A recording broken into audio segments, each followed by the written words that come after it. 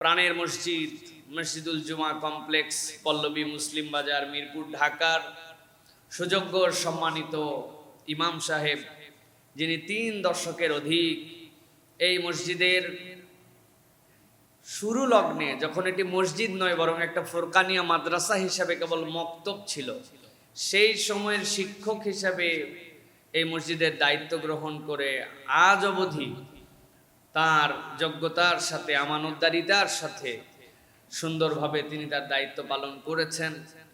আলহামদুলিল্লাহ, আজকে তিনি এবং তার পরিবার, তার বয়স হয়ে যাওয়ায়, তার ছেলেরা উপযুক্ত হওয়ায় এবং তার শারীরিক কিছু প্রতিবন্ধকতার কারণে তারাই আমাদের কাছে প্রস্তাবনা রেখেছিলেন যে আমরা এই দায়িত্ব থেকে আপাতত অব্যাহতি চাই।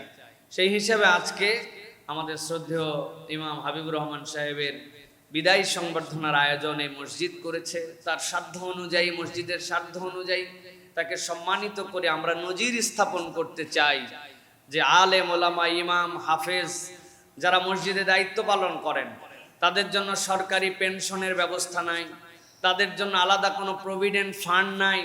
তারা যতদিন শরীরে শক্তি আছে এই খেদমত করেন, খেদমত শেষ হয়ে গেল তারা পুরোপুরি বেকার হয়ে যান।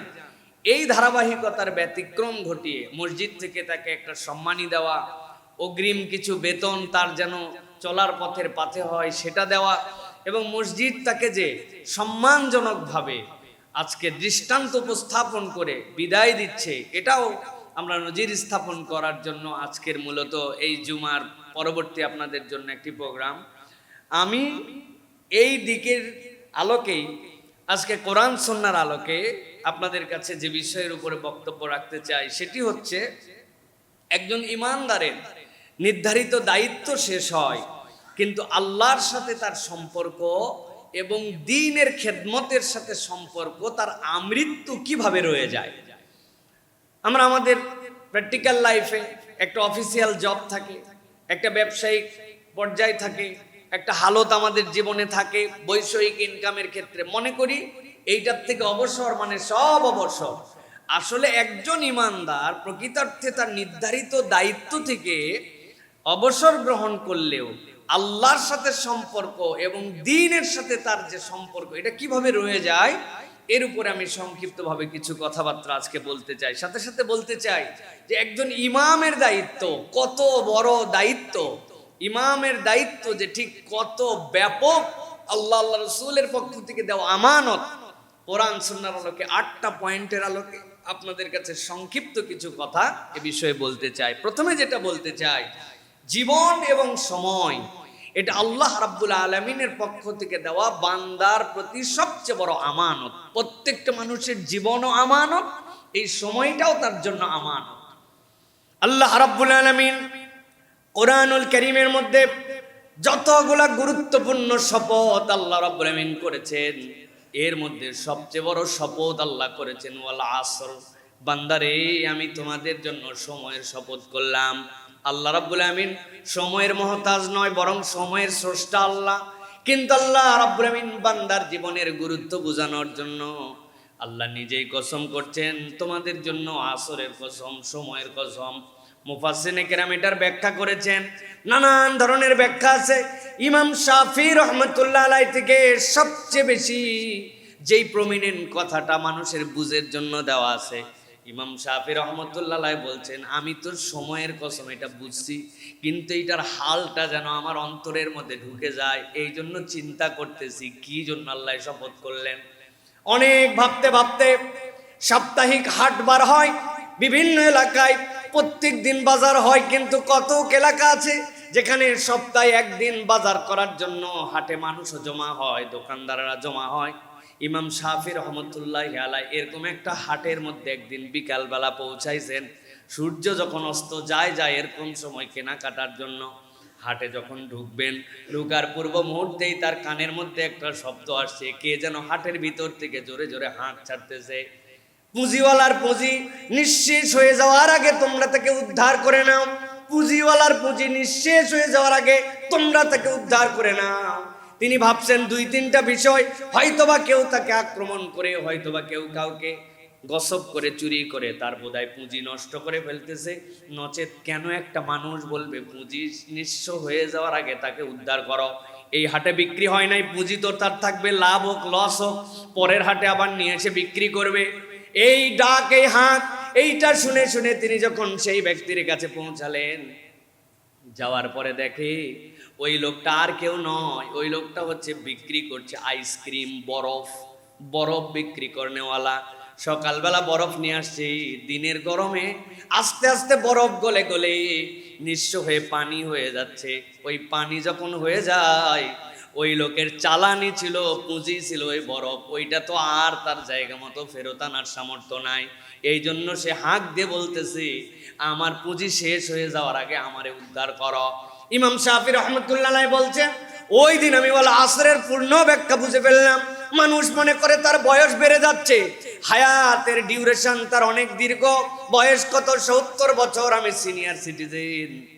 কিন্তু আসলে ওয়াল আসরের ব্যাখ্যা হচ্ছে মানুষের বয়স আর বাড়ে না, নির্ধারিত আল্লাহর দেওয়া হায়াত সময় থেকে তার গলে গলে শেষ হয়ে যায়। আল্লাহ রাব্বুল আমিন এই জন্য বলছেন ওয়াল আসর, সময়ের কসম, ইন্নাল ইনসানা লাফি খুসর, জেনে রাখো দুনিয়ার সব মানুষ ক্ষতির মধ্যে আছে। তবে আমি রব্বুল আমিন বললাম 4 শ্রেণীর অন্তর্গত যদি তুমি হয়ে যেতে পারো, যেই আল্লাহ সময়ের স্রষ্টা, সময়ের কসমকারী, মানুষ ক্ষতিগ্রস্ত বলতেছেন, সেই আল্লাহ বলছেন তুমি ওই তালিকা থেকে বিমুক্ত হয়ে গেলে। আল্লাহ বলছেন ইল্লাল্লাযীনা আমানু ওয়া আমিলুস সালিহাত, 1 নম্বর শর্ত, তুমি ইমানদার হয়ে গেছো।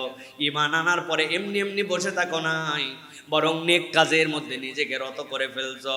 ওয়াতাওয়াসাউ বিল হাক্কি ওয়াতাওয়াসাউ বিস সবর, আর তোমাদের ধর্ম ছিল 3 নম্বর, পরস্পরকে তোমরা সত্য এবং ধৈর্যের উপদেশ দিয়েছো। ধৈর্যশীলের মধ্যেও ছিলে, উপদেশদাতাও ছিলে, আবার তোমরা নেককার ছিলে, নেককার হিসাবে মানুষকে গঠন করার জন্য উপদেশও দিয়েছ। আল্লাহ বলছেন এই 4 গুণওয়ালা হায়াতের সময় তার শেষ হয়ে যেতে পারে, কিন্তু তার হায়াতটাই এমন গঠনমূলক কাজে লাগাইছে, আল্লাহ বলছেন তার ওই হায়াতটুকু আল্লাহর কাছে পরকালের জন্য সংরক্ষিত হয়ে গেছে। এই জন্য প্রিয় ভাইয়েরা, জীবন এবং সময়, একজন ইমাম যখন এখানে আসছিলেন, কি তরুণ ছিলেন, তার দাড়িগুলা কাঁচা ছিল, একদম একজন ইয়াং ম্যান বলতে যা বুঝায়, 16, 17, 18 বছরের, সদ্য মৌলানা ফারেক হওয়া, সদ্য হাফেজে কোরআন হওয়া, বুলন্দ আওয়াজের অধিকারী সেই মানুষটা আসছিলেন। আসার পরে কতদিন মেহরাবের সামনে দাঁড়াতে দাঁড়াতে আজকে তার হাঁটুগুলা ওঠার সময় শব্দ করে, কোমরটা তাকে ব্যথা দেয়, দাড়িগুলা তার পেকে গেল, হায়াতটা তার আস্তে আস্তে করে চলে গেল। এইটা শিক্ষা দেয় আমাদেরকে প্রিয় ভাইয়েরা, যে এই জীবনটাও আমাদের এরকম। কত জুমা তার এখানে কেটেছে, কত জানাজা তিনি এখানে পড়িয়েছেন, কত মানুষের জন্য তার কাছে দোয়া চাইতে এসেছে, মানুষ তার জন্য দোয়া করেছে, কত মানুষের জন্য তিনি কেঁদেছেন, তার জন্য কত মানুষ ভালোবাসা দিয়েছে।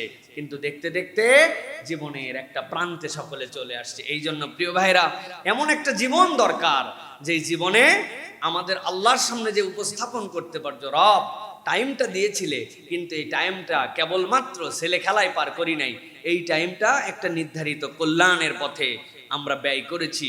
তাহলে আল্লাহ রাব্বুল আমিন বলছেন এই 4 শ্রেণীর অন্তর্গত হও, যেই আল্লাহ সময়ের স্রষ্টা, ওই আল্লাহ তোমার এই সময়ের মূল্যায়নটা আরেকটা মহা সময় তার কাছে আছে, সেই সময় তোমাকে হিসাবে বুঝাই দিবেন।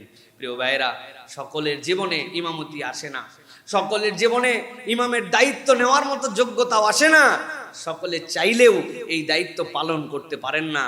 কত কে আসে 2 বছর পরে কমিটির সাথে বাদানুবাদ হয়, এলাকার মধ্যে বিভিন্ন ধরনের সুযোগ সুবিধা অসুবিধা নিয়ে তাকেও চলে যেতে হয়, কিন্তু একদম পিঠ টান করে একটা আল্লাহর মসজিদে 40 বছর কাটায় দেওয়া বলতে সহজ, কিন্তু হিসাবটা এত সহজ না, ঠিক কিনা? এখানে 40 বছর বয়স হয়নি কাদের কাদের, হাত তোলেন না ভাই। ওরে ভাই, আমিও তো হাত তুলছি, বুঝতেছেন না আমারও হয় নাই। এই যে 40-এর নিচে এই যে সবগুলা লোকজন, তা আমাদের জন্মের আগে ইমাম, আপনি কি মনে করতেছেন এইটুকুকে? সুতরাং এই আমানতদারিটা, এটা হচ্ছে বিরাট বড় একটা নিয়ামত প্রিয় ভাইরা। দ্বিতীয়ত যেটা বলবো সেটা হচ্ছে, ইমাম একটি পদ নয়, ইমামের পদটা হচ্ছে একটা আমানত। ইমামের পদ কি? আমানত। এটা আমার কথা নয়, নবীজি সাল্লাল্লাহু আলাইহি সাল্লাম বলছেন আল ইমামু দামিন ওয়াল মুয়াজ্জিনু মু'তামান।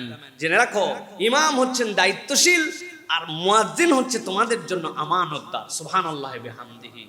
আপনি যে সেন্সেই নেন, যেভাবে আপনি এটাকে বিশ্লেষণ করেন, আপনি হিসাব বরাবর করতে পারবেন না। টাইম মতো আজান দেওয়া, টাইম মতো একামতে দাঁড়িয়ে যাওয়া, টাইম মতো শীত বর্ষা বাদল, আপনার শরীরটা ভাল লাগতেছে না, খুব বৃষ্টি হয়েছে, খুব বৃষ্টি, আপনি চিন্তা করছেন যে যাক, যে বৃষ্টি হয়েছে আল্লাহ নবী সুযোগ দিয়েছেন, যদি বেশি বৃষ্টি হয় তাহলে আপনি না আসলেও হবে। ইমাম সাহেবও চিন্তা করছে বেশি বৃষ্টি হয়েছে, আজকে নামাজ না পড়ালেও হবে। হবে তো না? কঠিন শীত, আমি উঠতে পারতেছি না, গা কাঁপতেছে, আজান আজকে না দিলেও তো মুয়াজ্জিনের হবে। কঠিন শীত, ঠিক কি না? ঠিক না? না, এই যে আমানতদারিতা, এই যে দায়িত্বের জায়গা, এটা এত সহজ নয়। আল্লাহর রহম তাদের উপর চলে আসে, আল্লাহর দেওয়া দায়িত্ব পালন করার ক্ষেত্রে আল্লাহর পক্ষ থেকে সহযোগিতা থাকে। তাছাড়া এত সোজা নয়। দুনিয়া একদিক, জোহরের ওয়াক্ত জোহর, আসরের ওয়াক্ত আসর, মাগরিব মাগরিব, ঈশা ঈশা।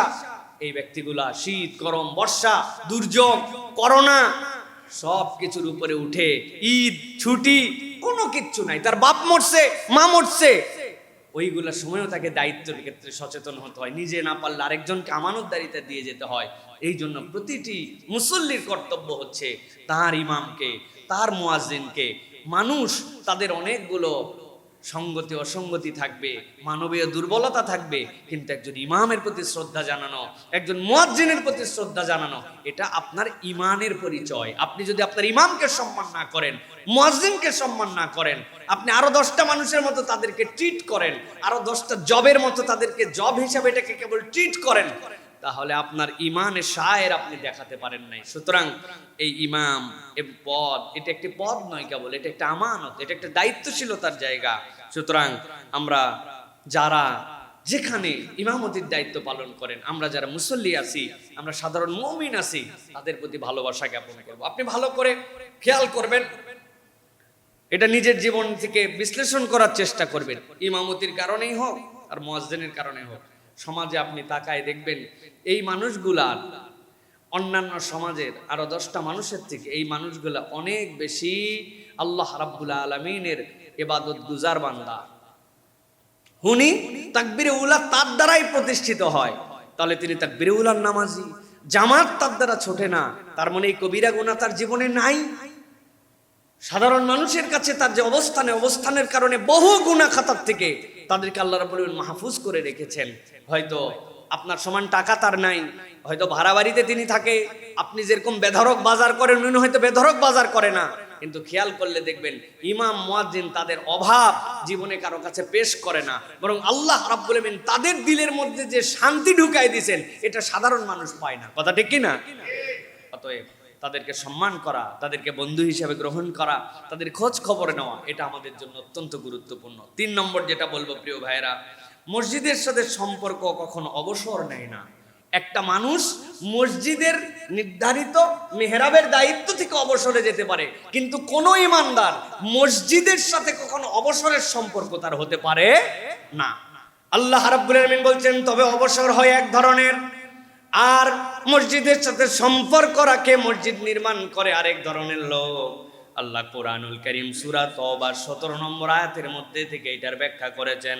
আল্লাহ বলছেন মা কানা লিল মুশরিকিনা আইয়ামুরু মাসাজিদাল্লাহি শাহিদিনা আলা আনফুসিহিম বিল কুফর উলাইকা হাবিতাত আমালুহুম ফিন্নার হাবিতাত আমালুহুম ওয়া ফিন্নারি হুম খালিদুন।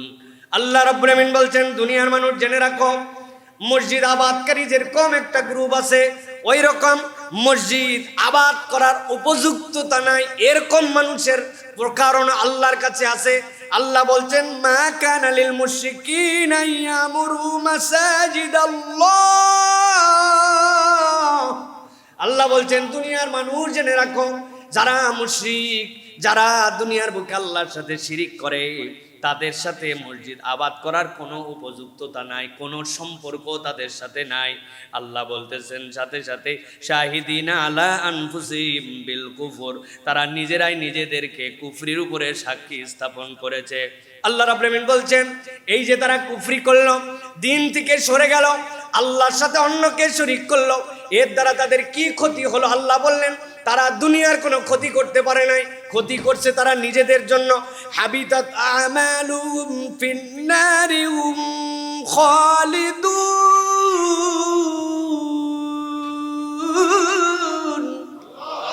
আল্লাহ বলছেন ওই মানুষগুলা নিজেই নিজেদের ক্ষতি করেছে, নিজেদের আমলকে ধ্বংস করে দিয়েছে। এই এক গ্রুপ যাদের সাথে মসজিদের সম্পর্ক নাই, মসজিদের কল্যাণ তারা করতে পারে না। আল্লাহ বলছেন তাদের প্রয়োজনও নাই। কিন্তু এর বিপরীত এক শ্রেণীর মানুষ আছে, আল্লাহ বলছেন সেই মানুষের পরিচয় জানো নাকি? কি পরিচয়? ইন্নামা ইয়ামুরু মাসাজিদাল্লাহি মান আমানা বিল্লাহি ওয়াল ইয়াউমিল আখির ওয়া আকামাস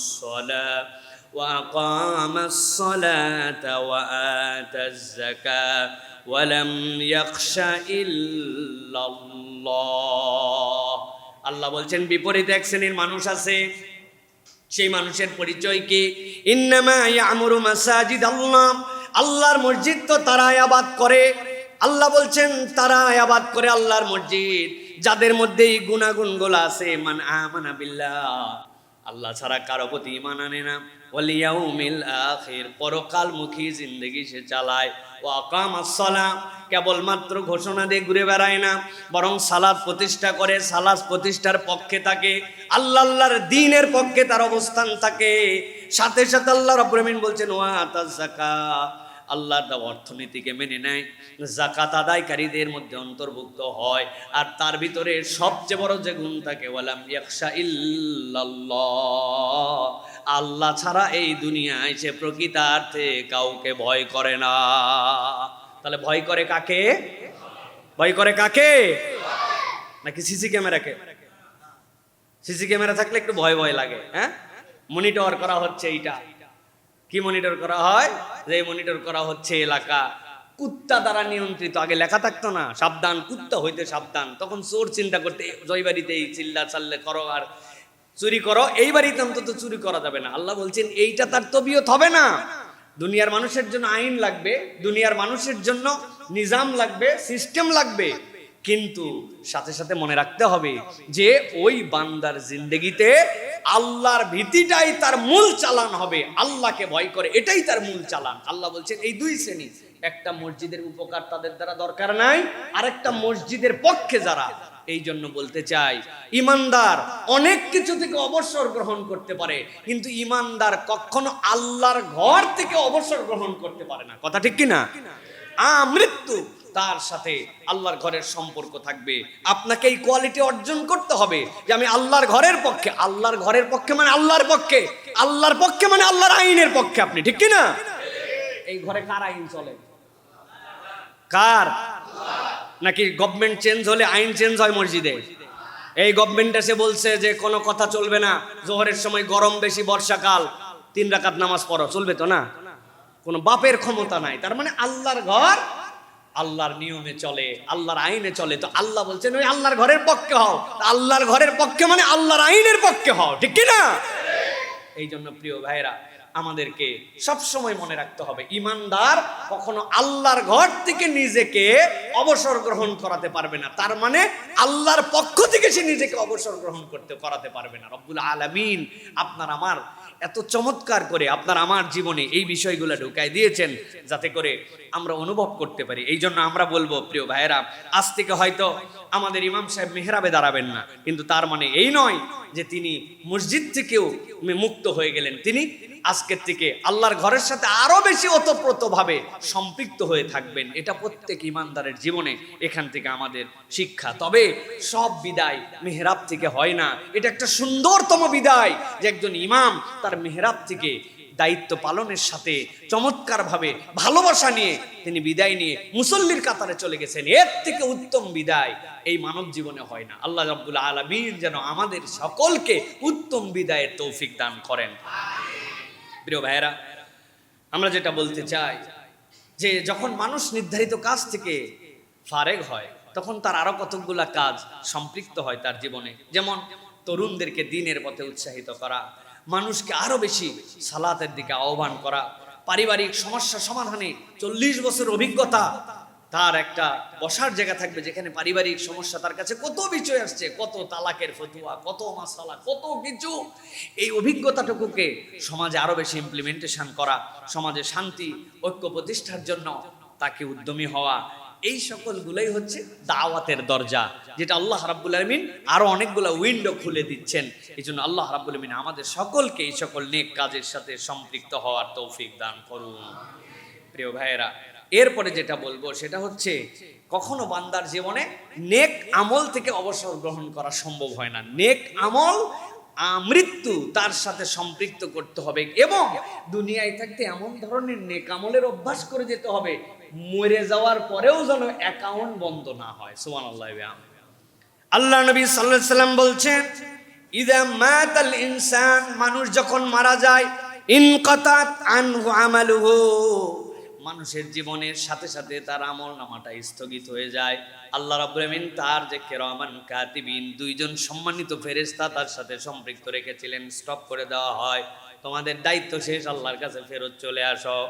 আল্লাহ রাব্বুল আমিনের নবী বলছেন, তবে জেনে রাখো ওই ফেরেশতারা চলে গেলেও রব্বুল আলামিনের নিজস্ব ব্যবস্থাপনায় তার জন্য আরেকটা উইন্ডো খুলে যায়, আরেকটা দুয়ার তার জন্য খুলে যায়। তবে সকলের জন্য খোলে না। দুনিয়ার বুকে 3 শ্রেণীর কাজ যারা করে যায়, রব্বুল আমিন তাদের জীবনে সেই জানালাটা মৃত্যুর পরেও আল্লাহ রাব্বুল আমিন হাসরের ময়দানে হিসাব হওয়ার আগ পর্যন্ত তার জন্য খুলে দিয়ে রাখেন। আল্লাহ বলছেন ইল্লা মিন সালাসাতিন, নবীজি বলে রাখেন 3 শ্রেণীর মানুষের মধ্যে থাকে। 1 নম্বর ইল্লা মিন সাদাকাতিন জারিয়া, সে এমন নেক কাজ করে গিয়েছে যে সাদাকায়ে জারিয়া তার আমলনামায় চলতে থাকে।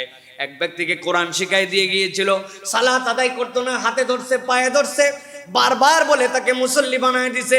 ওই মানুষ দুনিয়ার থেকে চলে গেছে, কিন্তু যে যতবার সিজদা দেয়, যতবার আল্লাহকে ডাকে, ওই ব্যক্তির কল্যাণে কোরআন পড়তে শিখেছিল, ওই ব্যক্তির কল্যাণে সে ভালো মানুষ হয়েছিল, নামাজি হয়েছিল, নেককার হয়েছিল, তাকে ওয়াজ করেছিল দান সাদাকা করেন।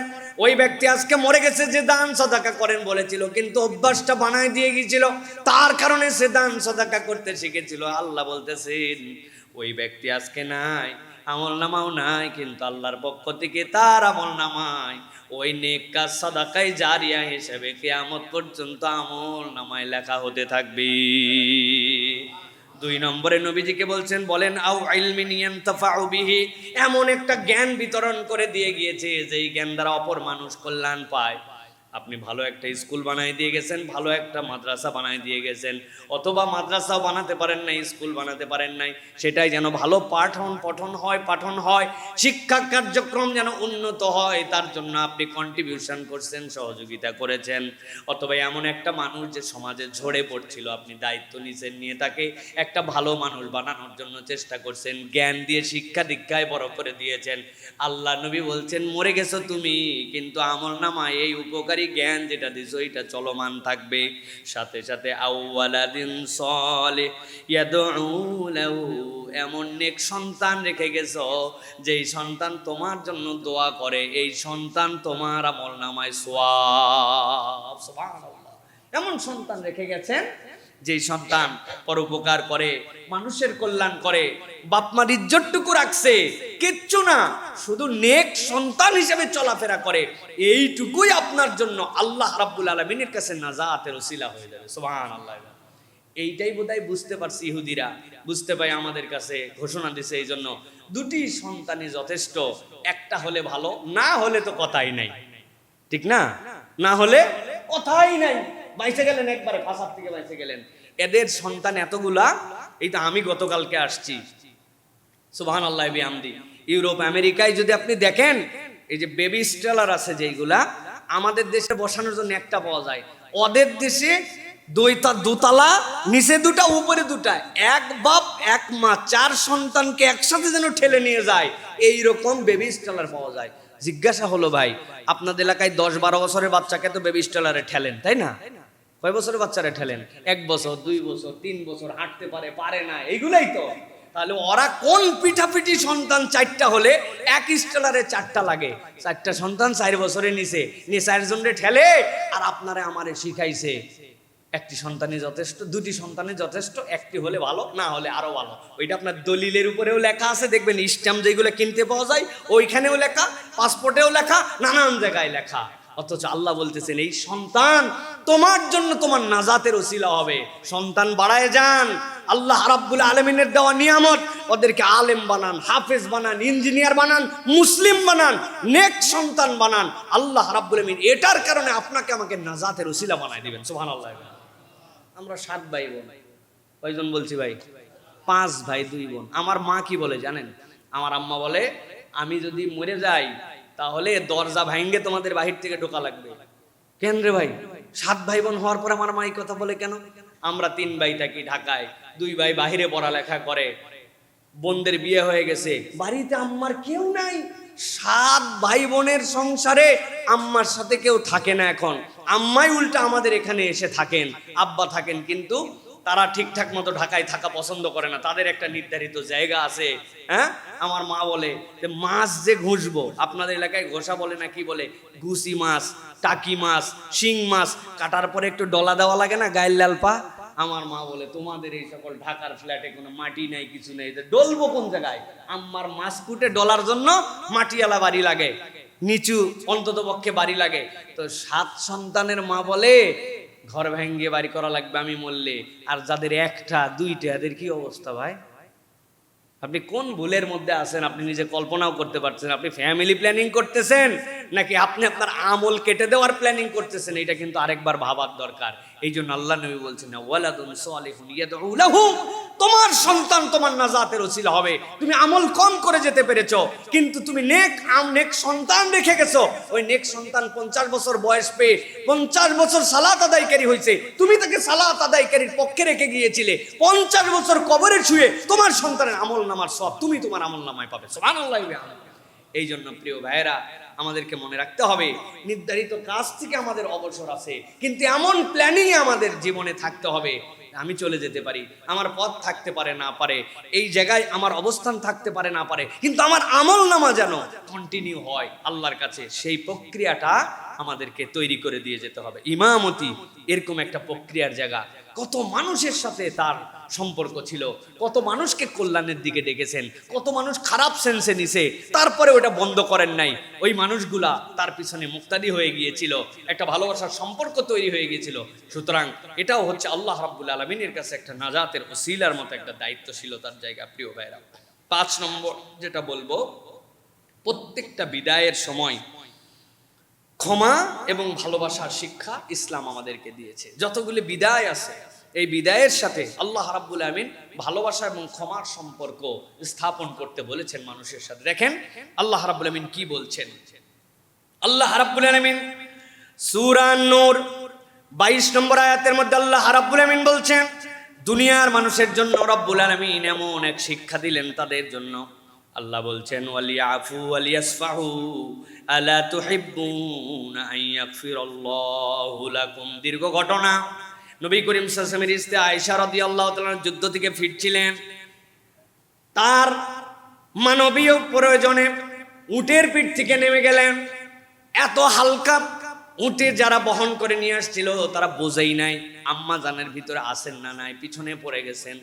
লজ্জায় এরপরে যখন জানতে পেরেছে তারা তাকে আবার উটের পিঠে উঠিয়েছেন, উঠার পরে নিয়ে চলে আসছেন। আসার পরে রটায় দিয়েছে মুনাফিকেরা ইয়াং সাহাবীদের সাথে। আম্মা জান আয়েশা রাদিয়াল্লাহু তাআলা বয়স কম ছিল, পিছনে পিছনে আসছে। এই মহিলার চরিত্র তো ভালো হতে পারে না, মুনাফিকরা এরকম কথা বলবে এটাই তো স্বাভাবিক। কিন্তু কতগুলা সাহাবায়ে কেরাম এর সাথে হোঁ দিয়ে দিয়েছেন, তাল দিয়ে দিয়েছেন। এর মধ্যে একজন লোক ছিল যেই ব্যক্তিকে হযরতে আবু বকর রাদিয়াল্লাহু তাআলা বাজার করে দিতেন মক্কাতে, তার পরিবার দেখতেন মক্কাতে। মক্কায় যখন অত্যাচার শুরু হলো, বলে মদিনায় চলে যাও। আমি কেমনে চলবো? বলে এই টাকা পয়সা নিয়ে যাও। বাজার কেমনে করবো? চিন্তা নাই, আমার টাকায় বাজার হবে। মদিনায় থাকতেন তার খরচে, চলতেন তার খরচে, তার পরিবার চলতো তার খরচে। অথচ এই লোকটা পর্যন্ত হযরত আবু বকর রাদিয়াল্লাহু তাআলা আনহার কন্যা, আবু বকর রাদিয়াল্লাহু তাআলার কন্যা আয়েশা রাদিয়াল্লাহু তাআলার বিপক্ষে যেই কথা বাজারে ছড়াইছে তার পক্ষে হোঁ দিয়ে দিয়েছেন। আবু বকর সবগুলা মেনে নিতে পারছেন, ওই লোকের কথা মানতে পারেন নাই। তোমার মতো এত বড় নিমক হারাম কেউ হতে পারে নাকি? রাগ করে বলছেন তোমার সাথে সম্পর্ক নাই। আল্লাহ আসমান থেকে আয়াত অবতীর্ণ করছেন, আবু বকর সাধারণ একটু কথা আপনার মনের মধ্যে এত বড় প্রভাব বিস্তার করেছে, অথচ এই লোক দিন পালন করেছে। যেই সময় দিন গ্রহণ করেছে ওই সময় দিন গ্রহণ করা সহজ ছিল না। ওই লোক হিজরত করে আসছে, এত সহজ ছিল না।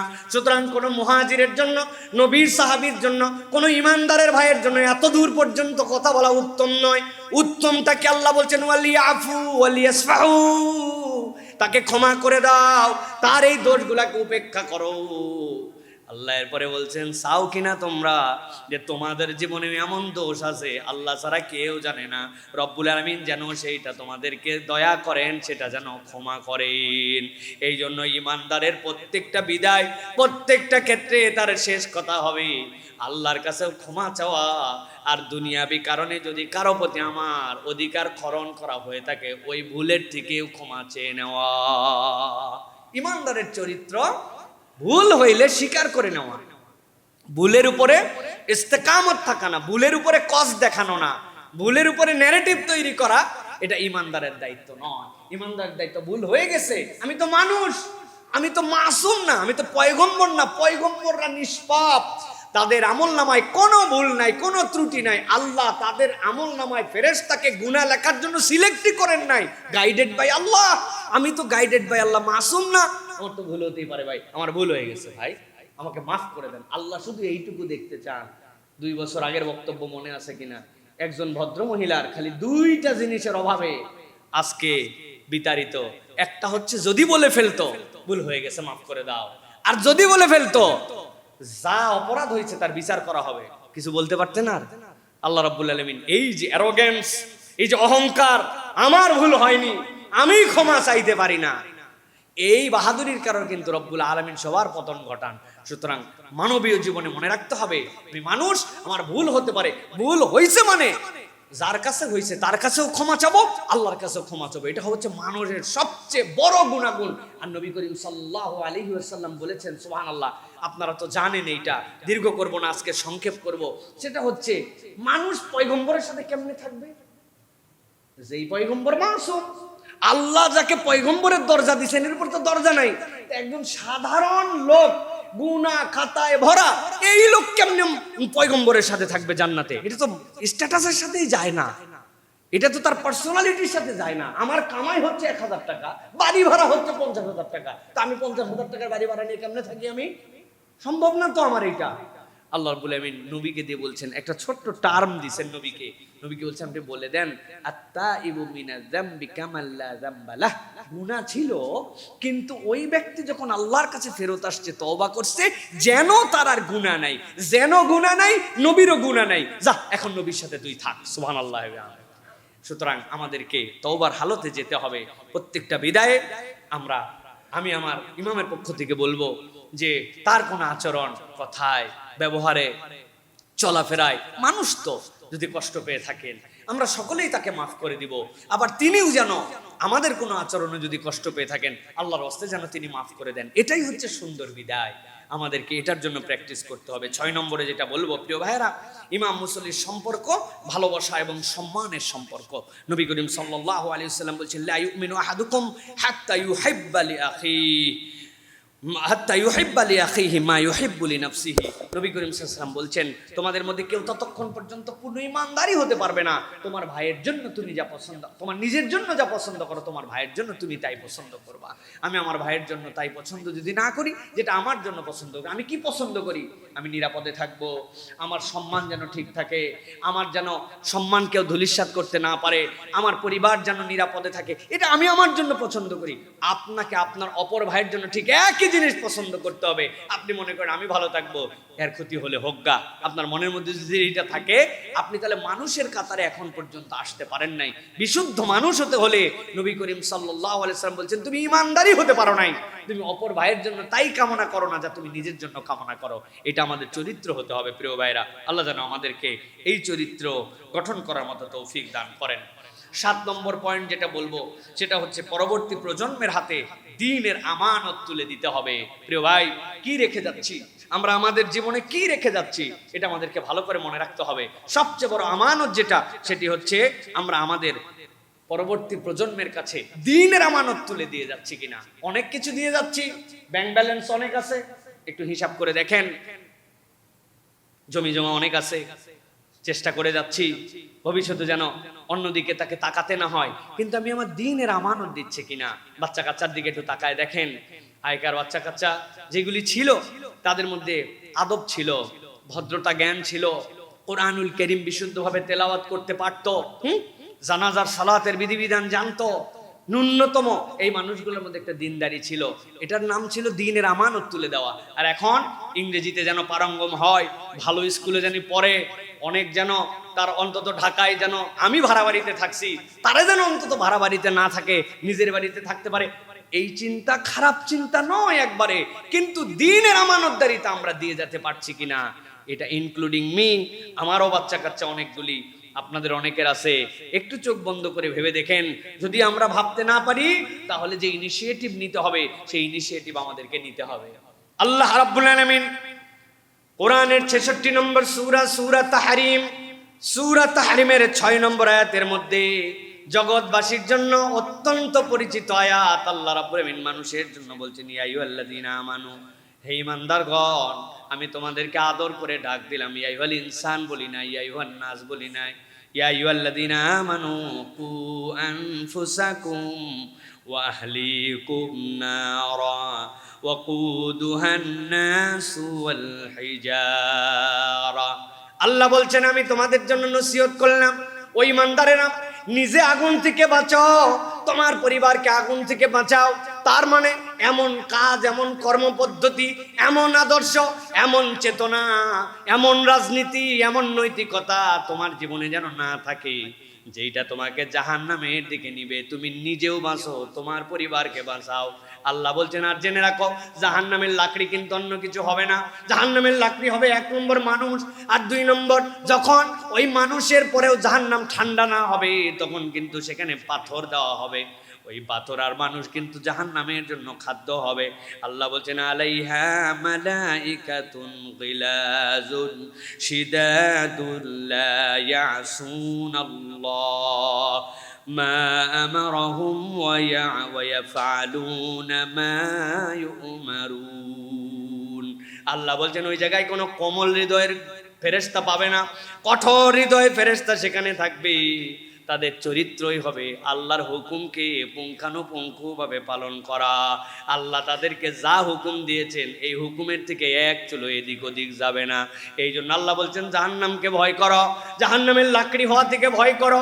ইয়া আইয়ুহাল্লাযীনা আমানু, ও ঈমানদারেরা, কু আনফুসাকুম ওয়া আহলিকুম নারা, নিজে জাহান্নাম থেকে বাঁচাও, পরিবারকেও জাহান্নাম থেকে বাঁচাও। এই পরিবার আপনার নিজের ঘর থেকে শুরু করে, নিজের মহল্লা থেকে শুরু করে, নিজের মুসল্লি থেকে নিজের সমাজ, নিজের ওয়ার্ড, নিজের এলাকার সবগুলাই কিন্তু আপনার দায়িত্বশীল। সাবেক কমিশনার সাহেব এখানে বসে আছেন, এমপি সাহেব বসে আছেন। আপনি যদি মনে করেন, হ্যাঁ আমার দলের এমপি আমি হয় নাই আপনার, আপনি যদি মনে করেন আমার দলের কমিশনার হয় নাই, আপনাকে আল্লাহ যেই পর্যন্ত চৌহদ্দির দায়িত্ব দিয়েছেন, আপনি ইন্টেনশনালি এইগুলা মানুষকে জাহান্নাম থেকে বাঁচানোর চেষ্টা করেছেন কিনা, সে গ্রহণ করুক না করুক এটা তার দায়িত্ব, কিন্তু আপনার চেষ্টা ছিল কিনা, এই জিম্মাদারি কিন্তু আল্লাহর কাছে হিসাব বরাবর করা লাগবে, ঠিক না? আপনি এলাকায় পানির জন্য অনেক কাজ করলেন, ড্রেনেজের জন্য অনেক কাজ করলেন, কিন্তু আপনার এলাকায় তাওহীদ যেন প্রতিষ্ঠিত হয়, আপনার এলাকায় যেন শিরিক মুক্ত মানুষ হয়, আপনার এলাকার যারা ইসলাম বুঝে না তাদের কাছে ইসলামের দাওয়াত যেন পৌঁছায়, এটাও আপনার আমানতদারিতার অংশ। আপনি খালি ড্রেন সাফ করা কমিশনার না, এমপি না, আপনি খালি এলাকার রাস্তা বানানোর দায়িত্ব আল্লাহ আপনাকে দেয় নাই, বরং জাহান্নাম থেকে আপনি বাঁচানোর জন্য কি ইনিশিয়েটিভ নিয়েছেন এইটা আল্লাহর কাছে আপনাকে হিসাব দিতে হবে। কথা ঠিক কি না? এমপি সাহেবের জন্য বলছে জোরে ঠিক, আর নিজের বাড়িতে নামাজ পড়ানো নিজের বউ, এই জায়গায় ঠিক নাই না। ফজরের সময় আপনি সুন্দর করে তাসবিহ পড়তে পড়তে অবস্থা খারাপ করে ফেলতেছেন, আপনার বাচ্চা কাচ্চা সব শুয়ে আছে, ওই ঠিক কখন? ওই ঠিকটা কখন? প্রিয় ভাইয়েরা, এই জন্য আমাদের সবসময় মনে রাখতে হবে, পরবর্তী প্রজন্মের কাছে সবচেয়ে বড় যে নিয়ামত দিয়ে যাব সেটার নাম হচ্ছে ঈমানের আমানত, ঠিক কি না? আমাদেরকে এর জন্য চেষ্টা করতে হবে প্রিয় ভাইয়েরা। আল্লাহ যেন আমাদেরকে সে আমল করার তৌফিক দান করেন। এই জন্য প্রিয় ভাইয়েরা, আমাদের মসজিদে শিশুদের জন্য কোরআন শিক্ষার কার্যক্রম, তরুণদেরকে ইসলামমুখী করা, পরিবারগুলোকে দ্বীনের সাথে সম্পৃক্ত করা, নতুন প্রজন্মের মাঝে সালাতের ভালোবাসা তৈরি করা। হ্যাঁ, একজন ইমামের সবচেয়ে বড় সফলতা কি? ইমাম মানে আমাম নয়, ভালো করে বুঝেন। ইমাম ওই হামজার নিচে, আলিফের নিচে যখন জবর জেড দিছেন তখন ওটা হামজা হইছে। ওই ইমাম বানান একরকম আর আমাম বানান একরকম। আমাম হওয়া সহজ, তিনজন আছেন একদম সামনে সামনে চলতেছে, এই তো আমাম। আমাম মানে সামনে, আর ইমাম মানে সামনে না। এখন আমি ইমাম না, আমি আমাম। সবাই মিলে সামনে দায়িত্ব দিয়েছে, মাসে একটা বেতন পাই, এই জন্য আমি সামনে দাঁড়াইছি, আমি ইমাম হতে পারি নাই। ইমাম হতে হলে আপনার মধ্যে এই কোয়ালিটি থাকতে হবে, এলাকার ফিকির থাকতে হবে, যুবকদের জন্য ভাবনা থাকতে হবে, তরুণদের জন্য ভাবনা থাকতে হবে, মসজিদের কমিউনিটি কেমনে বিল্ড আপ হয় এটার জন্য চেষ্টা করতে হবে। মানুষ যেন দিনমুখী হয়, আল্লাহমুখী হয়, আল্লাহর আইনের প্রতি যেন তাদের মোহাব্বত তৈরি হয়, আল্লাহর আইন দিয়ে যেন বিশ্ব চলে, দুনিয়া চলে, এইটার পক্ষে যেন অবস্থান তৈরি হয়। আপনার এই দায়িত্ব যদি নিজের প্রতি নেন তবে ইমাম, না হলে বাকিটা আমাম। আমাম তো সকলেই, সামনে দাঁড়ালেই আমাম, ঠিক কিনা ভাই? এই জন্য আমাদেরকে ইমাম হওয়ার জন্য চেষ্টা করতে হবে। আর একটা দোয়া আপনাদেরকে আগে শিখাইছি, মনে আছে কিনা প্রিয় ভাইরা? কথা না বলি, এই মসজিদের একটা আদব এবং সুন্নত আছে। এই মসজিদের আদব এবং একটা সুন্নত আছে। এই মসজিদে কেউ কারো ঘাড়ের উপর দিয়ে ডিঙ্গাইয়া বিগত 12 বছরে আসার মতো কারো ধরনের নজির এখানে নাই। 9:30 মসজিদে আসে অনেকে, 8টায় আসে, এরকম লোক আছে, শুয়ে থাকে, কাতার ধরে, তারপরে নামাজ কালাম পড়ে। আজকে নির্ধারিত একটা প্রসঙ্গে আমাদের অনেক মেহমানরা আসছেন, আমি বাকি মুসল্লিদেরকে বলবো তারাও উপরে চলে যাবেন 4তলা 5তলা পর্যন্ত, আপাতত একটু বসতে দেন ভাইদেরকে, যে বসুক, এরপরে ইনশাল্লাহ তারা তাদের জায়গায় চলে যাবে ইনশাআল্লাহ। আমাদের এই মসজিদে সেক্রেটারি, সভাপতি, তারাও 9:30টার সময় এসে বসে থাকে। ওনারা জানে যে কোনো সিস্টেম নেই এই জায়গাতে যে আপনি ঘাট ডেঙ্গায় পিছন দিয়ে এসে উঠে পড়বেন, কোনো সিস্টেম নাই এখানে। প্রিয় ভাইয়েরা, সর্বশেষ যে কথা বলে আজকে শেষ করে দিব সেটি হচ্ছে, প্রিয় ভাইয়েরা, সেটি হচ্ছে, কোথায় মোটরসাইকেল লাগছে? এই রাস্তার মধ্যে তো আমাদের নামাজের জন্য ব্যবস্থা আছে। আমাদের কোনো ভাই যদি এখানে, অনেকে জানেন না, ফাঁকা ছিল মোটরসাইকেল রেখে, বলতেছি ভাই, বলতেছি তো মোটরসাইকেল যদি কেউ রেখে আসেন দয়া করে একটু যান, যে মোটরসাইকেলটা সরান, এখানে বৃষ্টি হচ্ছিল কিন্তু আমাদের এখানে নিয়মিত কাতার হয়, ব্যবস্থা থাকে, একটু মোটরসাইকেলটা একটু সরায়। হ্যাঁ, যান ভাইয়েরা। প্রিয় ভাইয়েরা, সর্বশেষ কথা, আজকে সংক্ষেপ কথা, দীর্ঘ কথা হবে না, সেটি হচ্ছে বিদায় মানব জীবনের শেষ কথা নয়। আমরা অনেক সময় বলি বিদায়, আসলে বিদায় মানব জীবনের শেষ কথা নয়। বিদায় ওই সময় আমাদের জন্য শেষ, যেই সময় আল্লাহ রাব্বুল আলামিন আমাদেরকে যাবতীয় হিসাব নিকাশ করায় পরে আল্লাহ যখন বলবেন জাহান্নাম থেকে নিষ্কৃতি দেওয়া হলো, এখন জান্নাতে যাও, ওটা হচ্ছে বিদায়। আল্লাহ রাব্বুল আলামিন করতে বিদায় করে চিরদিনের জন্য জান্নাতে ঢুকাই দিবেন। এর আগ পর্যন্ত এটা বিদায় নয়, সাময়িক প্রস্থান, একটা অবস্থান থেকে আরেকটা অবস্থানে পার হওয়া। আমাদের যে মৃত্যু বলি আমরা যেটা, এটাও কিন্তু আমাদের জন্য বিদায় নেই, ইন্তেকাল বলা হয়। ইন্তেকালা মানে কি? এক অবস্থান থেকে আরেক অবস্থানে পরিবর্তন হয়ে যাওয়া। সুতরাং এটা চিরস্থায়ী বিদায় আমাদের জন্য নয়। আল্লাহ রাব্বুল আলামিন কোরআনুল কারীমের মধ্যে বিষয় বলেছেন, সূরা তাওবার মধ্যে এসেছে 105 নম্বর আয়াতের মধ্যে। আল্লাহ রাব্বুল আলামিন বলছেন, ওয়াকুল আমালু ফাসায়ারাল্লাহু আমালাকুম ওয়া রাসূলুহু ওয়াল মুমিনুন وَسَتُرَدُّونَ إِلَى عَالِمِ الْغَيْبِ وَالشَّهَادَةِ فَيُنَبِّئُكُم بِمَا كُنتُمْ تَعْمَلُونَ। আল্লাহ বলছেন তোমরা আমল করতে থাকো, বন্ধ করে দিও না। আল্লাহ রাব্বুল আলামিন তোমাদের আমল কন্টিনিউ দেখতেছেন। আর জেনে রাখো, তোমাদের আমলটা কিন্তু আল্লাহ রাসূলও দেখেছেন, মুমিনরাও তোমাদের আমলটা দেখে। তোমরা তোমাদের আমলকে অব্যাহত করে রাখো।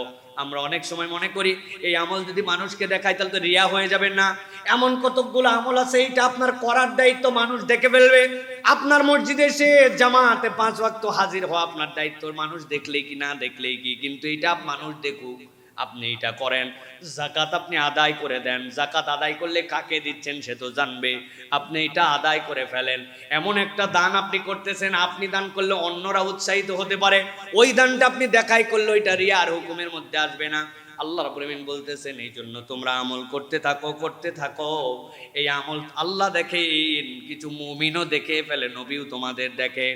আল্লাহ রাব্বুল আলামিন এরপরে বলছেন ওয়াসাতুরাদ্দুনা ইলা আলিমিল গায়বি ওয়াশ শাহাদা ইলা আলিমিল গায়বি ওয়াশ শাহাদাতি ফায়ুনাব্বিউকুম বিমা কুনতুম তা'মালুন।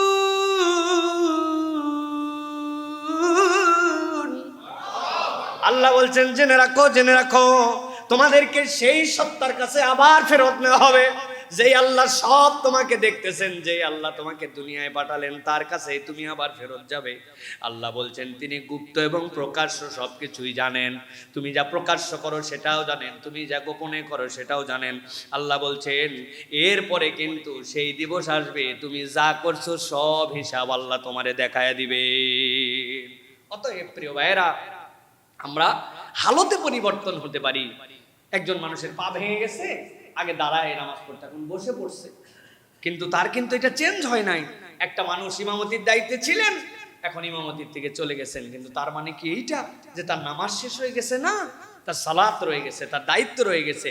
এই জন্য প্রিয় ভাইয়েরা, আমরা বলবো যে আমাদের জীবন থেকে এই দ্বীনের যেই কথা আপনাদেরকে দিয়ে শুরু করেছিলাম, সেটা কি ছিল? টাইটেল ছিল মানুষের নির্ধারিত দায়িত্ব শেষ হয়, কিন্তু আল্লাহর দ্বীনের সাথে সম্পর্ক কখনো মানুষের শেষ হয় না। এটা আমৃত্যু আপনাকে এই জিম্মাদারি আদায় করার জন্য চেষ্টা করতে হবে। প্রিয় ভাইরা, আল্লাহ যেন আমাদেরকে এই জিম্মাদারিগুলো আদায় করার মতো তৌফিক দান করেন।